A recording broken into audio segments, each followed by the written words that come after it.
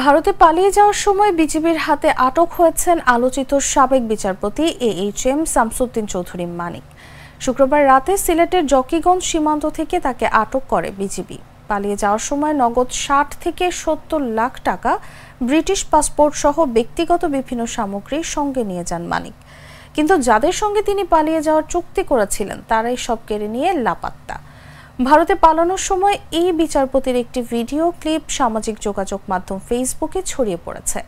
এরই মধ্যে ভিডিওটি ভাইরালও হয়েছে। ওই ভিডিওতে দেখা যায় কি নিয়ে পালাচ্ছিলেন এমন প্রশ্নের জবাবে বিচারপতি মানিক বলেন, আমার সঙ্গে ছিল ব্রিটিশ পাসপোর্ট, বাংলা পাসপোর্ট, নগদ কিছু টাকা, ডেবিট ও ক্রেডিট কার্ড।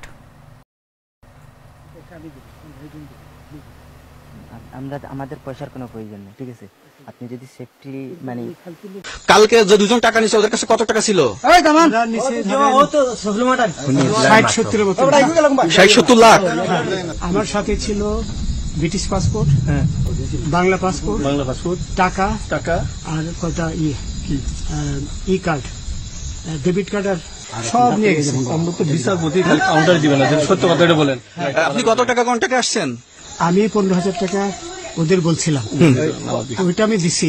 কিন্তু পরে দুই ছেলে আমার মাইরা ধইরা এই মাইকটা কোন জায়গায় মারছে ভাইয়া? বর্ডারে আনিয়ে মারছে না ভিতরে, তারের ভিতরে, ইন্ডিয়ার ভিতরে?